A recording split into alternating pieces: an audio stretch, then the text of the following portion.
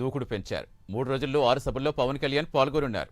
ఈ రోజుతో వరుసగా 3 రోజులు ఉమ్మడి తూర్పుగోదావరి జిల్లాలో రోజుకు 2-3 బహిరంగ సభల్లో పవన్ పాల్గొనేలా పర్యటన ఖరారు చేశారు. ఈ రోజు సాయంత్రం 4 గంటలకు రాజోలు మలకీపురం కూడల్లో వారాహి విజయభేరి బహిరంగ సభ జరగనుంది. ఈ సభకు కూటమి సభ్యులు భారీగా ఏర్పాట్లు చేశారు.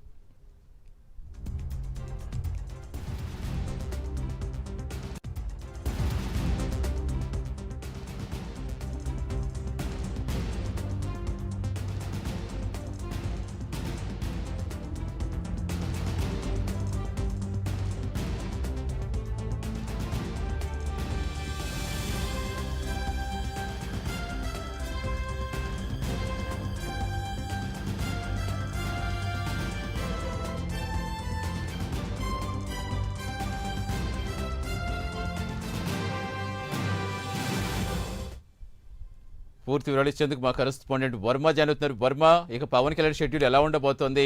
ఏర్పాట్లు ఎలా చేస్తున్నారు కూటమి సభ్యులు? ఇప్పటికే నామినేషన్లు పరువు ముగియడంతో ఇక అన్ని పార్టీల నేతలు కూడా ప్రచారంలో దూకుడు పెంచారు. ఇక జనసేన నేత దూకుడు ఎలా ఉండబోతోంది? సతీష్, మనం చూస్తున్నాం ప్రస్తుతం రాజోలు మలికిపురం సెంటర్ లో ఈ రోజు నిర్వహించబోయే వారాహి విజయభేరి బహిరంగ సభకు సంబంధించి ప్రస్తుతం ఏర్పాట్లన్నీ ముమ్మరంగా కొనసాగుతున్నాయి. మన విజువల్స్ లో చూడొచ్చు. ఏదైతే గత సంవత్సరం 2023 జూన్ 13 తర్వాత పవన్ కళ్యాణ్ చేపట్టినటువంటి వారాహి యాత్ర ముగింపు ఉమ్మడి తూర్పుగోదావరి జిల్లా వ్యాప్తంగా లాస్ట్ సభ ఏదైతే వారాహి యాత్ర మీదుగా ఇక్కడి నుంచే ఇదే ప్రాంతం నుంచి కూడా ప్రసంగించారు. సేమ్ మళ్ళీ ఇప్పుడు ఏదైతే ఎన్నికల్లో ప్రచారం భాగంగా దూకుడు పెంచినటువంటి పవన్ కళ్యాణ్ ప్రస్తుతం తాజాగా రాజోలు నియోజకవర్గాన్ని ఏదైతే రోజుకి 2 నియోజకవర్గాలు చొప్పున 3 రోజులు 6 పర్యటనలు 6 బహిరంగ సభల్లో పవన్ కళ్యాణ్ అయితే పాల్గొనున్నారు. మనం చూస్తున్నాం విజువల్స్ లో. ఇప్పటికే భారీ ఏర్పాట్లు చేయడానికి కూటమి నేతలు అందరూ కూడా సంసిద్ధమయ్యారు.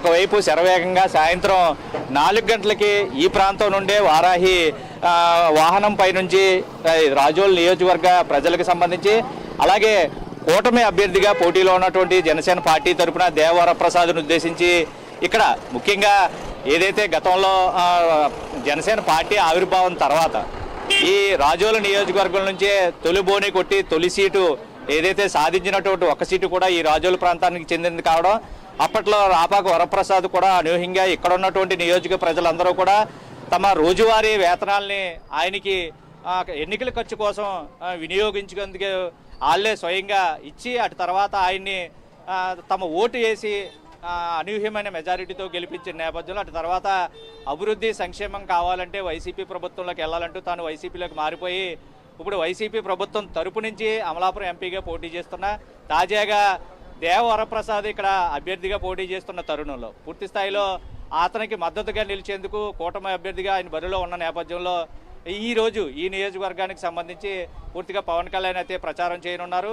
మనం చూసినట్టుగా ఇదే ప్రాంతంలో ప్రస్తుతం సాయంత్రం ఈ ప్రాంతం నుంచే వారాహి వాహనం పై నుండి పవన్ కళ్యాణ్ అయితే ప్రసంగించనున్నారు. ముఖ్యంగా గతంలో ఏదైతే తొలిసారి పార్టీ ఆవిర్భావం తర్వాత జనసేనకి లభించినటువంటి సీటుని ప్రత్యేకంగా ఇక్కడ ఉన్నటువంటి ఎంతో ప్రతిష్టాత్మకంగా తీసుకుని సీటునైతే ఖచ్చితంగా గెలిపించాలి, మేము గెలిపిస్తామంటూ కూడా ఇక్కడ ఉన్నటువంటి నాయకత్వం చెప్తూ ఉన్న పరిస్థితులు అయితే ఉన్నాయి.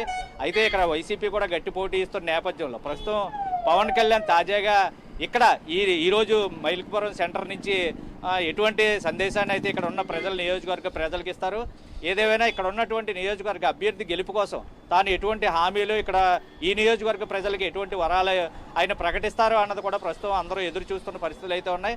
ఈరోజు సాయంత్రం 4 గంటలకి ఇక్కడ బహిరంగ సభ ద్వారా పవన్ కళ్యాణ్ ప్రసంగిస్తారు. అటు తర్వాత రామచంద్రపురం నియోజకవర్గానికి సంబంధించి కూటమి అభ్యర్థి ప్రచార నిమిత్తం రామచంద్రపురం రాత్రి 6 గంటల ప్రాంతానికి అక్కడికి వెళ్ళి 8 గంటల వరకు కొనసాగేటటువంటి బహిరంగ సభలో పవన్ కళ్యాణ్ పాల్గొనున్నారు. ఇక రేపు ఎల్లుండి ఏదైతే పెద్దాపురం కాకినాడ రోడ్లో అలాగే జగ్గంపేట ప్రతిపాడు నియోజకవర్గాల్లో 3 రోజుల పాటు బిజీ షెడ్యూల్తో 3 రోజులు 6 సభలు వంతులో భారీగా ప్రస్తుతం పవన్ కళ్యాణ్ షెడ్యూల్ అయితే ఖరారైంది. ఇప్పటికే అన్ని ఏర్పాట్లు కూటమి అభ్యర్థులు సిద్ధం చేస్తూ ఉన్నారు. మిగతా నియోజకవర్గాల్లో కూడా శరవేగంగా ఏర్పాట్లు కొనసాగుతున్నాయి. ఏదేమైనా ఎన్నికల ప్రచారంలో దూకుడు పెంచి అభ్యర్థుల గెలుపు కోసం పవన్ కళ్యాణ్ అయితే తీవ్ర కసరత్తు చేస్తున్నారనే చెప్పాలి. Satish. Right, thank you Varma.